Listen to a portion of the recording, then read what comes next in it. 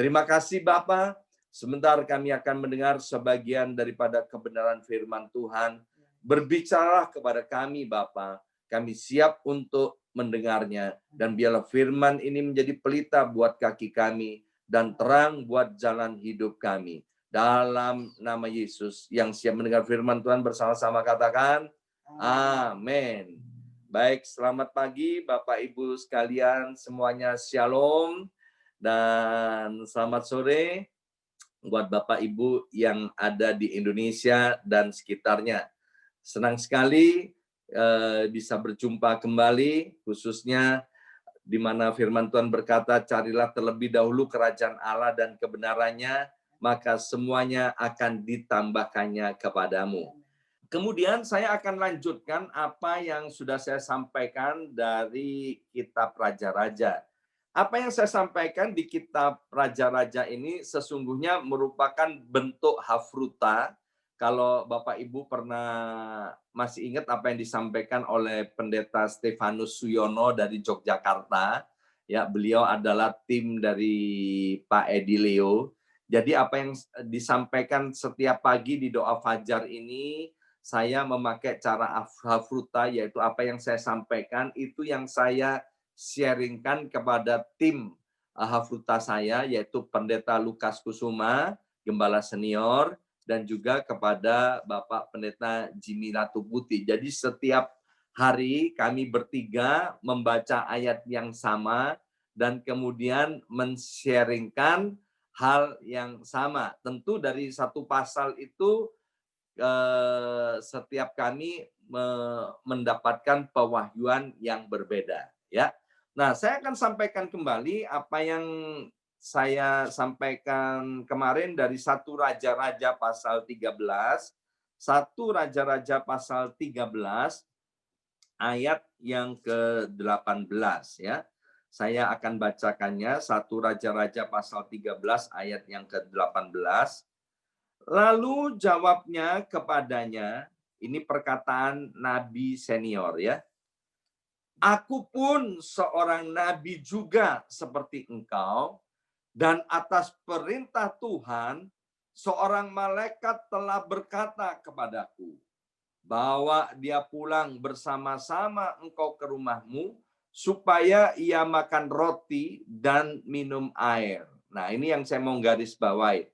Tetapi ia berbohong kepadanya. Ya, ini nabi senior ya yang mengaku-ngaku menyampaikan nubuatan, menyampaikan perkataan Tuhan, padahal Tuhan tidak menyuruh mengatakan hal itu. Makanya Alkitab ditulis, nabi tua itu telah berbohong. Nabi senior itu telah berbohong. Ya, kemudian saya coba cek dari beberapa terjemahan, ternyata memang terjemahan yang dipakai nabi tua ini, nabi senior ini benar-benar berbohong. Ya, jadi apa yang mau saya sampaikan, bahwa Tuhan itu bisa memakai siapa saja. Kenapa? Sebab Tuhan adalah Allah yang berdaulat.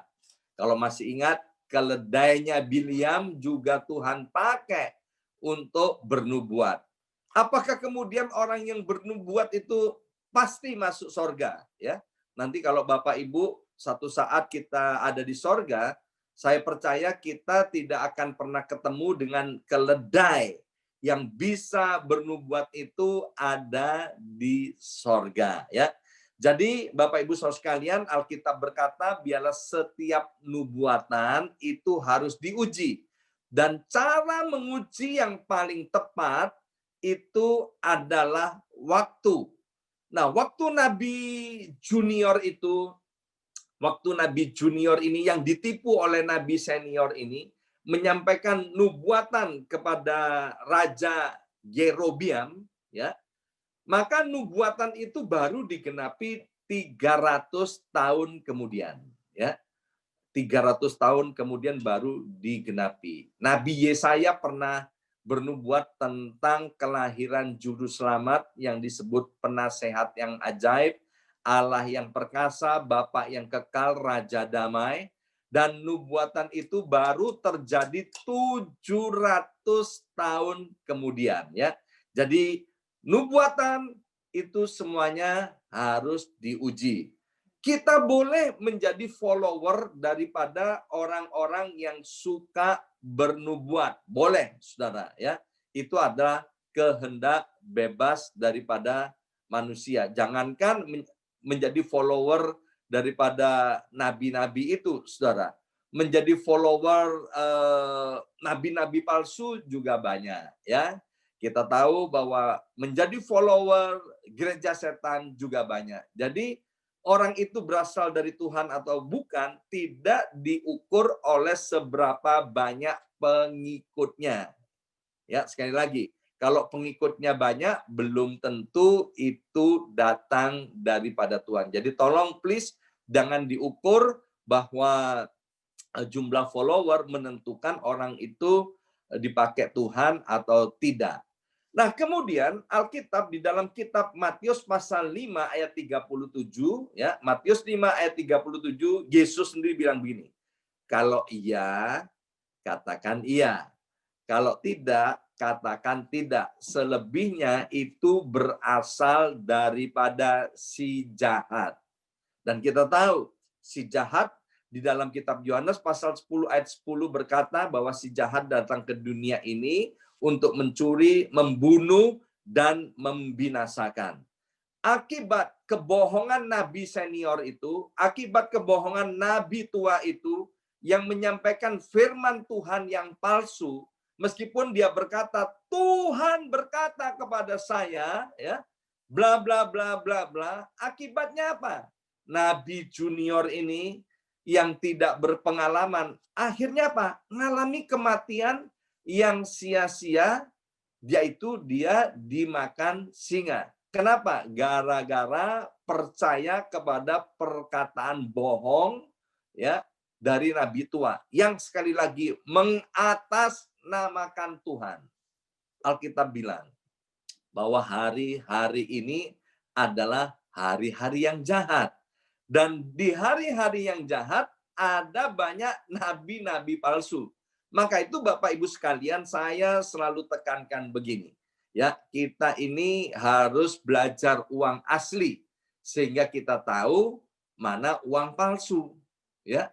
Kalau kita tidak tahu uang asli, kemudian ada orang kasih kita duit, kita nggak bisa tahu ini palsu atau asli. Meskipun itu orang terhormat yang ngasih kita dan dia bilang ini uang asli, ya kan? Karena kita nggak berpengalaman, padahal itu uang palsu, kita kena tipu. Maka itu Alkitab bilang umatku binasa karena tidak berpengetahuan. Mengapa dia tidak berpengetahuan? Karena dia sendiri menolak akan kebenaran. Maka itu sekali lagi saya selalu tekankan, ya, baca Alkitab, baca Alkitab, baca Alkitab. Ya, baca Alkitab. Dan Tuhan sampai hari ini tidak pernah berbicara keluar dari apa yang sudah ditulis oleh Alkitab ini, ya. Nah, itu Bapak Ibu Saudara sekalian. Jadi kalau iya, katakan iya, dan tidak harus katakan tidak. Ini yang saya mau sampaikan kepada setiap kita. Tahun ini tema kita besar tahun 2021 adalah influence, yaitu hidup kita harus memberikan dampak yang baik dan positif. Yang baik dan positif. Kepada siapa? Kepada keluarga kita, kepada follower kita, kepada marketplace, kepada komunitas Tuhan, di mana Tuhan tempatkan kita. Dengan cara bagaimana? Salah satunya yaitu dengan kejujuran dari perkataan kita. Ya katakan iya, dan tidak katakan tidak, sebab selebihnya berasal daripada si jahat. Di dalam Matius pasal 7, ayat 20 sampai 23, Alkitab bilang begini, bukan setiap orang yang berseru kepadaku, Tuhan, Tuhan, akan diselamatkan. Perhatikan ayat itu, luar biasa. Bukan setiap orang yang berseru kepadaku, Tuhan, Tuhan, akan diselamatkan. Tetapi siapa yang akan diselamatkan? Yaitu orang yang melakukan kehendakku. Kehendak Tuhan. Pada hari itu, kata Yesus, ya, di Alkitab itu, Aku akan berterus terang, nyalah kamu sekalian pembuat kejahatan. Kemudian orang-orang yang ditolak itu berkata begini, Tuhan, bukankah aku sudah bernubuat demi namamu? Ya, sekali lagi saya tidak meremehkan dan tidak merendahkan orang-orang yang bernubuat. Tetapi Alkitab berkata, ya kan, Tuhan, bukankah aku sudah bernubuat demi namamu? Aku mengadakan mujizat demi namamu. Tuhan bilang apa? Aku nggak kenal kamu, ya. Nyahlah kamu sekalian pembuat kejahatan. Maka itu Bapak Ibu Saudara sekalian, mari ya, jangan kita mengagumi pendeta, jangan kita mengagumi nabi-nabi, jangan kita mengagumi orang-orang yang bernubuat. Yang harus kita kagumi hanya Tuhan kita, Yesus Kristus. Amin. Dalam kitab Roma pasal 11 ayat 36 dikatakan bahwa segala sesuatu itu datangnya dari Tuhan, oleh Tuhan, dan bagi Tuhanlah segala kemuliaan. To God be the glory. Segala kemuliaan itu hanya bagi Tuhan. Nah, di dalam Yohanes pasal ke-8 ayat yang ke-44 itu Alkitab dengan jelas berkata bahwa bapak segala pembohong, ya, bapak segala pendusta itu adalah iblis. Sekali lagi, Yohanes pasal 8 ayat 44 berkata, bapak segala pendusta, bapak segala orang suka bohong itu adalah iblis. Maka itu kalau ada di antara kita, maaf, yang berbohong, ayo segera bertobat. Ya, kenapa? Nobody's perfect. Orang bisa salah, orang bisa berbohong, orang bisa jatuh di dalam dosa. Tetapi Alkitab berkata 7 kali orang benar itu jatuh, dia akan bangkit kembali. Caranya gimana? Ya akui aja kebohongan. Ya, saya ketemu dengan beberapa orang yang sampai hari ini hidupnya terpuruk. Kenapa? Karena dia hidup di dalam kebohongan. Saya bilang, bro, bertobat, ya, ngakui aja semua itu bahwa selama ini kamu berbohong. Nanti lihat hidupmu akan diperbarui. Tapi karena dia nggak mau melakukan itu, maka hidupnya itu akan terus turun. Ingat, dosa akan menarik kita turun ke bawah. Ya, bahkan dosa itu selain membawa kita turun ke bawah, dia akan membawa kita kepada kehancuran. Tetapi pertobatan, hidup cinta akan Tuhan, membuat kita naik dan dipromosi oleh Tuhan. Nah, kalau kita teliti membaca di Alkitab, maka ada beberapa orang yang melakukan kebohongan-kebohongan. Bukan hanya nabi senior ini, ya. Kebohongan pertama dimulai di Taman Eden. Oleh siapa? Oleh anaknya Adam dan Hawa, yaitu yang bernama Kain. Waktu Tuhan tanya, Kain, di mana adikmu Habel? Padahal Kain udah tahu di mana itu Habel, ya kan? Kain yang membunuh Habel kan. Terus Kain bilang kepada Tuhan, Tuhan, ya kan? Emangnya aku penjaga adikku? Aku nggak tahu dia di mana. Lihat, Kain berbohong. Kemudian kita lihat ada orang kaya, namanya Ibu Potifar atau Nyonya Potifar. Waktu dia mau memperkosa Yusuf, dia putar balikkan. Dia berkata bohong bahwa Yusuflah yang mau memperkosa daripada Nyonya Potifar. Alkitab Perjanjian Baru cerita tentang orang bohong, namanya Ananias dan Safira. Ya, Ananias Safira dia punya rumah, kemudian dia jual rumahnya. Dia orang yang cinta akan Tuhan. Ya, dia cinta akan Tuhan dan kemudian dia bawa hasil penjualan itu, tidak semuanya. Ya, tidak semuanya dan itu tidak ada yang salah dengan tidak semuanya. Kemudian dia bawa uang hasil penjualan itu sebagian besar dan dia berikan kepada rasul-rasul itu untuk pekerjaan Tuhan. Kesalahan Ananias Safira, dia berkata bahwa ini semua hasil penjualan rumah itu. Ini semua 100% hasil penjualan rumah itu. Apa? Ananias Safira bohong. Akibatnya apa? Kita tahu Ananias dan Safira begitu berbohong, dia mati mendadak. Ya, Bapak Ibu sekalian, pesan Tuhan pada hari ini, ayo kita berkata iya di atas iya dan tidak di atas tidak. Sebab ketika kita berkata bohong, akan banyak kematian-kematian yang tidak perlu itu terjadi. Kematian dalam kerohanian, kematian dalam keuangan, kematian dalam pekerjaan, kematian dalam keluarga atau rumah tangga. Saya kenal ada beberapa rumah tangga kacau balau. Kenapa? Gara-gara mendengarkan perkataan nabi tua yang menyampaikan firman Tuhan palsu. Sehingga suami meninggalkan istri, anak-anak meninggalkan orang tuanya. Kenapa? Karena percaya dengan perkataan-perkataan nabi palsu yang mengatakan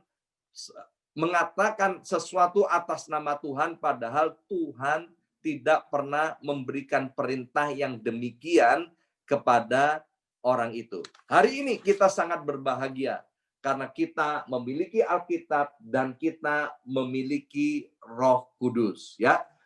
Mari jangan sampai kita tertipu oleh nabi-nabi palsu yang mengatakan segala sesuatunya pakai nama Tuhan, demi Tuhan, aku mendapat dari Tuhan. Semuanya harus diuji. Mari kita berdoa. Materaikan setiap benih kebenaran firman Tuhan, ya Aba, ya Bapa, sehingga firman-Mu itu menjadi pelita buat kaki kami dan menjadi terang buat jalan hidup kami. Terima kasih Bapa, dalam nama Yesus. Amin.